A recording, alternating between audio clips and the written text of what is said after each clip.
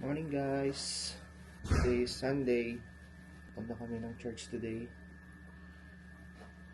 Time check, it's 9:50 a.m.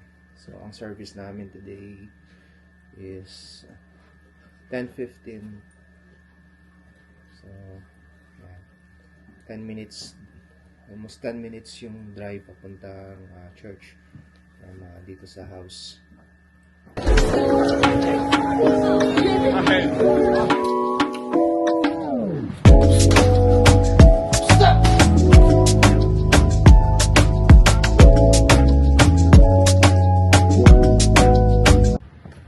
yan guys, alis na kami. Sobrang ganda ng weather today.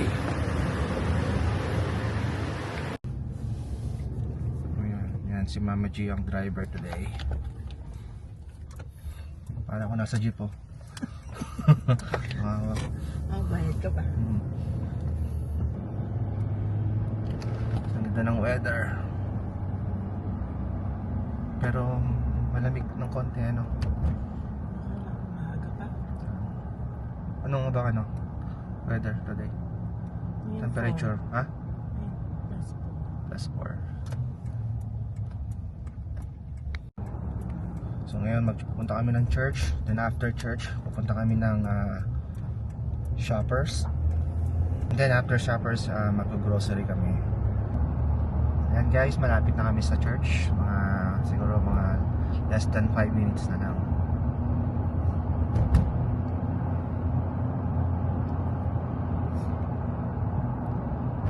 Ganda ng weather. Pwede na magpunta ng park. Elk Island. Ayan na guys, tanaw na yung church. Malapit na. Medyo traffic lang talaga pag ganitong oras punta sa church. Pero meron namang every Sunday meron namang police na nagmamanage ng traffic. Ang dami kasi sa church na ganitong oras. Mostly kasi yung mga umaattend ng service, karamihan ganitong oras. 10:15. Dito yan sa Hope City Church, dito sa Millwoods area no? Yan.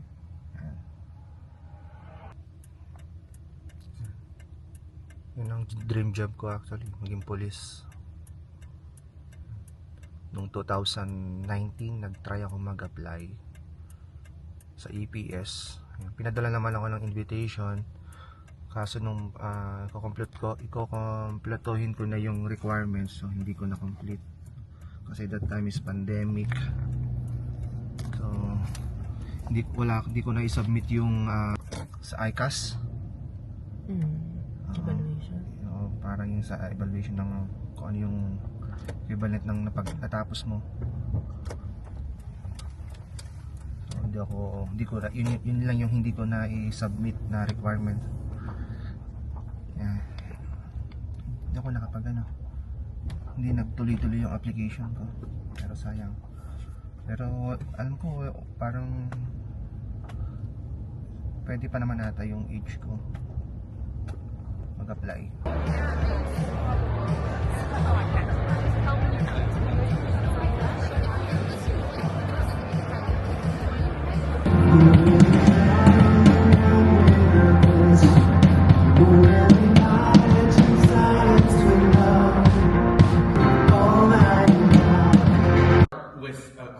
Today, and hands up all across our campuses, how many of you pray?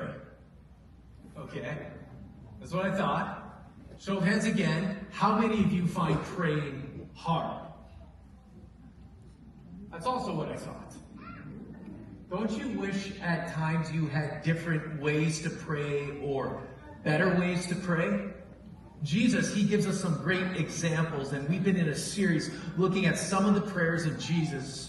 Because from my experience, most of us find prayer hard.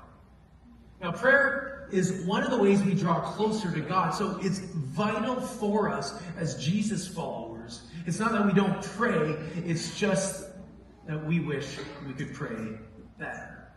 And learning how to pray better is a little bit like cracking the code on some of life's questions such as, why is the letter W in English called W?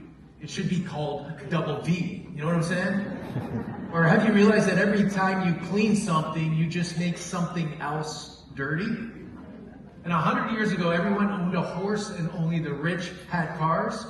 Today, everyone has a car and only the rich own horses. You see, Jesus shows us some great ways that we can pray better.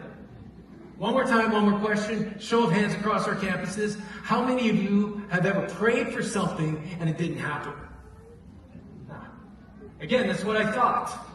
We all have.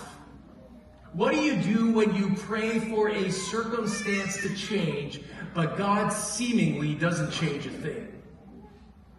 I want to take you to one of the last prayers that Jesus prayed before going to the cross. The disciple Matthew records it in his New Testament self-titled book, and in chapter 20... On the way na kami guys, punta sa Shoppers. So katatapos lang ng service namin.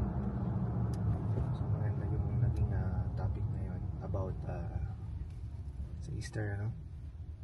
Prayers. Papunta na kami ngayon sa Shoppers sa Milbourne Mall. Marami namang shoppers, kaya lang doon kasi may available nung i-check natin. Nag-iisa lang kasi yun na AirPods Pro. So bali magre-redeem lang kami ng points. So sayang kasi yung promo nila ngayon na kapag naka 200 ka, so magiging $300. So claim namin ngayon yung points namin sa PC Optimum. Yan. So actually napakalaking bagay noon. Nakailang ano na ba tayo? Nakailang claim na tayo sa ganun. Dami na, no? 3 na AirPods mo. Pangapat na yun. Sakali. So pangapat na AirPods na yun na i-redeem namin gamit yung points namin sa PC Optimum. So yan, bali hindi kami binili yun. So parang na-earn lang namin yung points na yun every time na mag-grocery kami, maggagas, ano pa ba? Bills payment. Saka yung salary ko, doon ko kasi pinasok. Ayun. So every month merong 5,000 points. Agad. So bali every 1,000 points $1. So yun. AirPods Pro.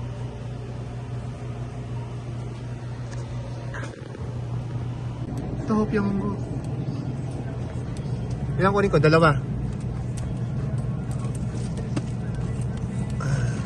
Tipas, hopya. $9 ko. Tapos meron tayo fish balls at saka kikiam. Ayan, sisig bangus. So, akong 2? Baka 2. Ayun, okay na yan. Meron na ba itong $50? Sagat na nga eh. Tapos yung AirPods Pro naman. So, yan nga guys. Nakuha na namin yung AirPods Pro. Yan. So, bali katas ng points. Ni Mrs. Sam. Mali pala ako. Naligaw tuloy ako. Wala ka. Pinapabalik ako. Layo. Pwede ba yan? Ikot na lang ako.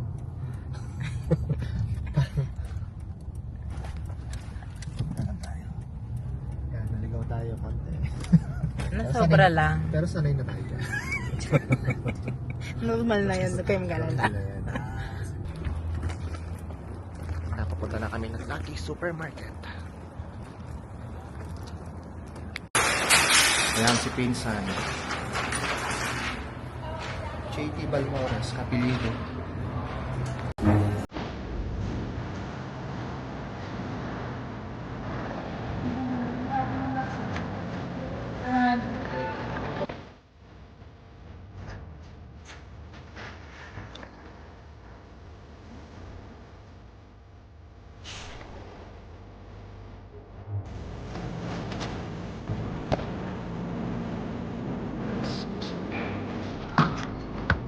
Madaming sili.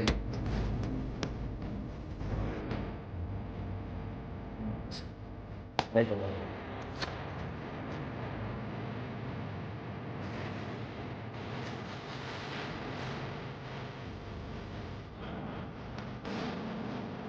Usap din.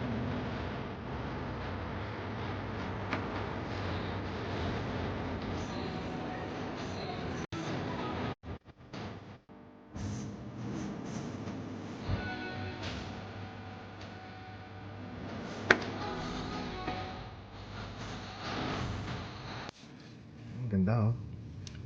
Honda Type R. Dream car ko din yan eh. Dahil mo naman, darib na namin. Uwi ka na. Ngayon na lang tayo. Hawa ka mo, pauwi na tayo. Yung dream. Talaga. Puro na lang pangarap mo. Ha? Ay, di mangarap ka din. Di ka kasi nangangarap. So yun guys, kakauwi na kami. So bali ito nga pala yung AirPods Pro na nakuha namin sa Shoppers kanina. So bali free lang to. Gamit lang yung aming points. So ayan. So mamaya siguro i-open ko siya. So hanggang dito na lang ang aming vlog for today. See you next vlog. Bye.